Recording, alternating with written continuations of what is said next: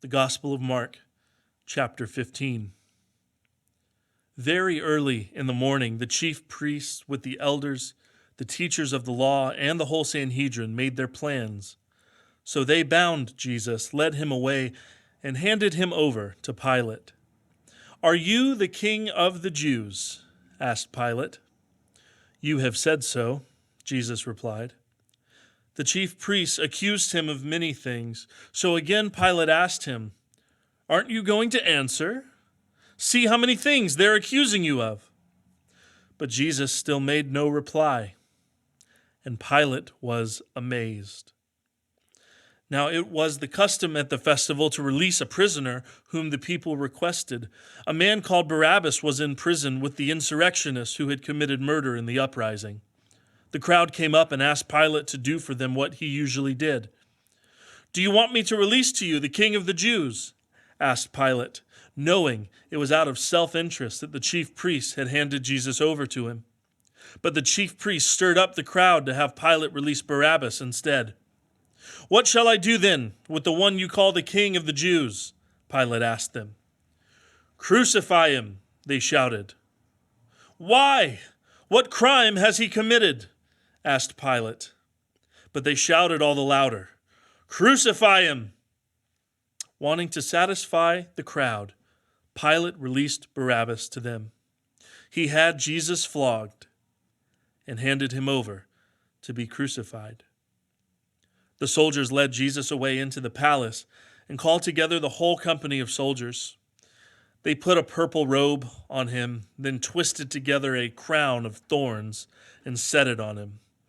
And they began to call out to him, "Hail, King of the Jews!" Again and again they struck him on the head with a staff and spit on him. Falling on their knees, they paid homage to him. And when they had finished mocking him, they took off the purple robe, put his own clothes on him, and then led him out to crucify him. A certain man from Cyrene, Simon, the father of Alexander and Rufus, was passing by on his way from the country, and they forced him to carry the cross. They brought Jesus to the place called Golgotha, which means the place of the skull. Then they offered him wine mixed with myrrh, but he did not take it. And they crucified him. Dividing up his clothes, they cast lots to see what each would get. It was 9 a.m. when they crucified him. The written notice of the charge against him read, "The King of the Jews." They crucified 2 rebels with him, one on his right and one on his left. Those who passed by hurled insults at him, shaking their heads and saying, "So you who are going to destroy the temple and build it in 3 days, come down from the cross and save yourself." In the same way, the chief priests and teachers of the law mocked him among themselves. "He saved others," they said, "but he can't save himself. Let this Messiah, this King of Israel, come down now from the cross that we may see and believe." And those crucified with him also heaped insults on him. At noon, darkness came over the whole land until 3 p.m. And at 3 p.m, Jesus cried out in a loud voice, my God, why have you forsaken me?" When some of those standing near heard this, they said, "Listen, he's calling Elijah." Someone ran, filled a sponge with wine vinegar, put it on a staff, and offered it to Jesus to drink. "Now leave him alone. Let's see if Elijah comes to take him down," he said. With a loud cry, Jesus breathed his last. The curtain of the temple was torn in 2 from top to bottom. And when the centurion who stood there in front of Jesus saw how he died, he said, "Surely this man is the Son of God."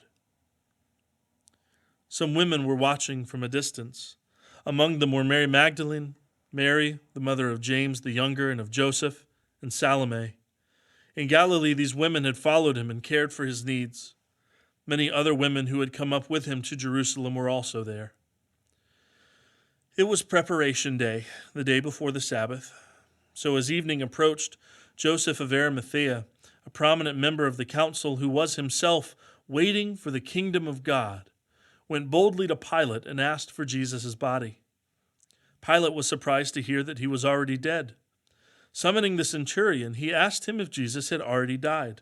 When he learned from the centurion that it was so, he gave the body to Joseph.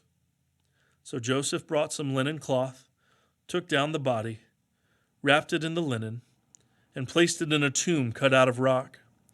Then he rolled a stone against the entrance of the tomb. Mary Magdalene and Mary, the mother of Joseph, saw where he was laid. The Gospel of Mark, chapter 15.